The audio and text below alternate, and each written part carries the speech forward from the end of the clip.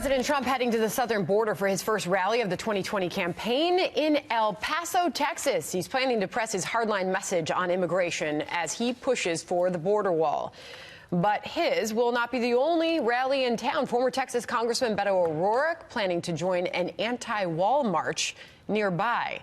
Our next guest plans to meet with the president before it all begins. Let's bring in Sid Miller, the commissioner of the Texas Department of Agriculture. Sid, good morning to you, and thanks for your time this morning. What are your expectations and how do you do to you as well? What do you expect from the president when he heads that way? Well, I think he'll give a rousing speech, as he always does at his rallies. He'll have, thousands and thousands of people will show up.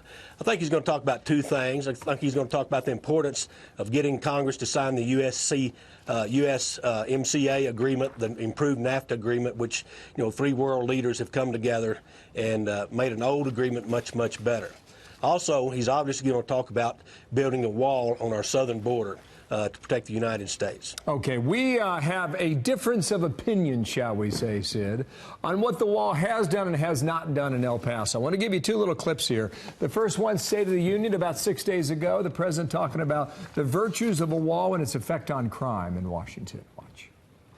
The border city of El Paso, Texas, used to have extremely high rates of violent crime, one of the highest in the entire country, and considered one of our nation's most dangerous cities.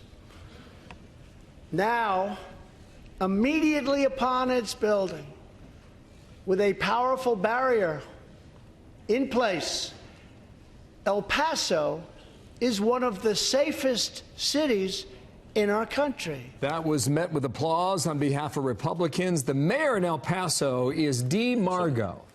The mayor tweets the following: El Paso was never one of the most dangerous cities in the U.S. We've had a fence for 10 years, and it has impacted illegal immigration and curbed criminal activity.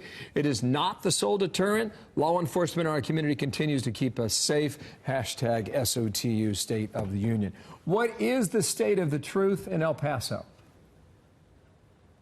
Well, the fact is, putting up the barrier, the wall in El Paso, crime has significantly dropped. Neither side can argue that. I guess they can argue over how much is, a lot, or how much criminal activity was prior to that. But it's a stated fact that the wall has stopped crime and it is lowered in El Paso. Here's one thing about the wall that I think the conservative side is missing. Building a wall is the most humanitarian thing we can do. The other side said it's immoral.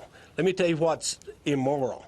Immoral is giving false hope to thousands of people that track up here thousands of miles under false pretenses. Many times they're giving away tens of thousands of dollars to get here. The women and children are often abused. They're forced to carry packs of dope across into sex slaves, drug mules. I was chairman of Homeland Security for the state of Texas. I know those border regions. I know the sheriffs. I've been on those ranches. Many times when things go wrong, they're just abandoned. Many of them die. The farmers and ranchers down there want their land secure. Their property values have plummeted. They can't even sell that land. They can't work it. They can't farm it. They can't go on it. These drug cartels come across with these willing and unwilling immigrants to help them, get into the United States. They cut their fences, they kill their livestock, they rob their houses. Many people have been shot and harmed. The most humanitarian thing we can do is build that wall so these people can be funneled through legal channels and stop this sex trafficking, human trafficking, and drug cartel through our porous borders. Mr. Commissioner, across the street, as we mentioned, former Congressman Beto O'Rourke will be holding his own event, calling it March for Truth, Stop the Wall, Stop the Lies. Why is he carrying on with such a different message? Well, he's playing the far extreme left who wants open borders. They want unfiltered immigration. They want any background checks. They want freely, I guess, drugs and MS-13 gangs to come back and forth through our borders, which is just ludicrous. That's not the America I grew up in. That's not the America that I want for my family or my grandchildren.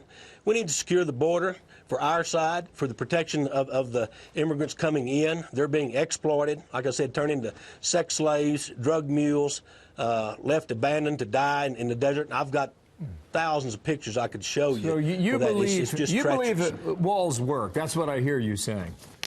That's your position, right? So, Walls absolutely work. Okay. There's no doubt If about that's it. the Anybody case, that's then- ever put one up, they right. work. Here's what O'Rourke said on Twitter a few days ago. We'll just show it to our audience here. Our government built a border fence in El Paso in 2008.